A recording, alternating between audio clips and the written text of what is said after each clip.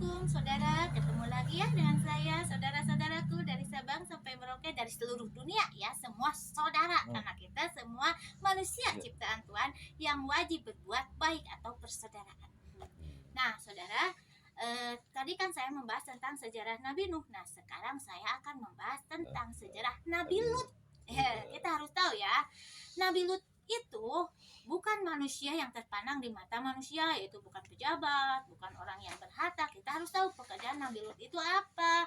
Saya kasih tahu, pekerjaan Nabi Lut itu hanyalah seorang tukang yang mengukir batu, atau batu itu diukir-ukir, dijual, jadi penjual ya, Batu penjual. ali kalau Ya, nanti batu itu diukir menjadi ukiran-ukiran yang bagus dan dijual. Hanya itu pekerjaannya atau profesinya ya, saudara, untuk dia untuk mencukupi kebutuhan hidup dirinya dan keluarganya.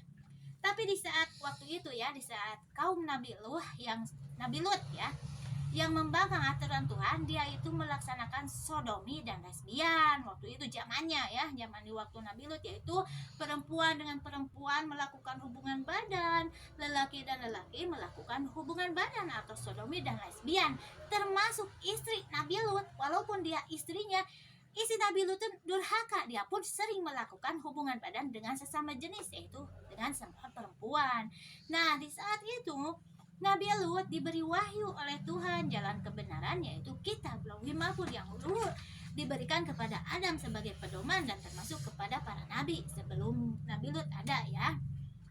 Nah di saat itu Nabi Lut menyebarkan wahyu tersebut atau kitab Lauhul Mahfuz tersebut, yaitu harus ada perkawinan antara lelaki dan perempuan untuk melakukan hubungan badan.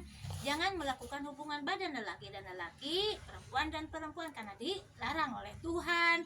Dan jangan membunuh secara sadis. Kalau ada permasalahan harus segera musyawarah, dan kalau ada penganiayaan jalur hukum atau ke pengadilan. Tapi di saat itu sedikit kesalahan dibunuh, dimutilasi seperti kepada hewan, seperti kepada binatang ya, yang dahulu dilakukan oleh zaman Nabi Nuh gitu ya.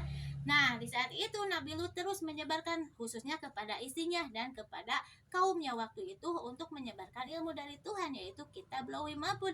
Karena hidup ini ada cara-caranya dari Tuhan, tapi semua malah menertawakan Nabi Lut, termasuk istrinya sendiri. Dia tidak mendengar ajaran suaminya, dia tetap melakukan hubungan badan dengan perempuan. Nah kita harus tahu Nabi Lut menyebarkan ilmu dari Tuhan itu selama 10 tahun, bukan hanya sebentar. Dia 10 tahun terus-terusan dakwah untuk mengingatkan kepada kaumnya kembali ke jalan Tuhan. Tapi banyak yang ingkar, malah menertawakan, malah ingin membunuh Nabi Lut.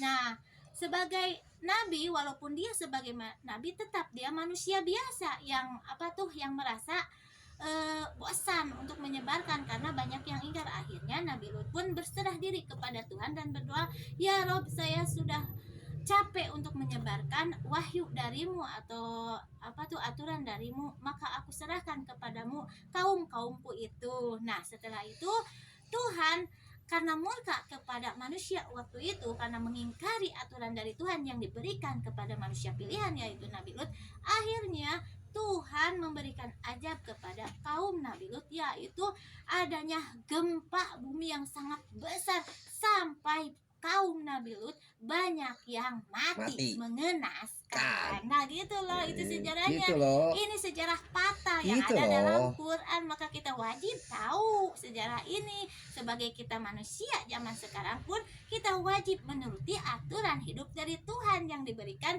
kepada manusia pilihan, para nabi dan para rasul. Karena para nabi dan para rasul itu mengemban amanah yang sangat berat dari Tuhan, yaitu ilmu-ilmu dari Tuhan yang dari zaman Nabi Adam sampai zaman para nabi yang lainnya, yaitu kitab Lauhul Mahfuz yang dipecah menjadi 4 kitab suci yang diberikan kepada Musa, Daud, Isa dan Nabi Muhammad, yaitu Taurat, Zabur, Injil dan Quran. Sedangkan Taurat, Zabur, Injil dan Quran itu tetap datangnya dari kitab Lauhul Mahfuz. Kita harus tahu ya saudara, kita wajib Gitu tahu dong. ilmu ini. Nah begitulah ya murka Tuhan kalau manusia membangkang aturan para nabinya, dia akan diajak mati mengenaskan. Sekian, assalamualaikum.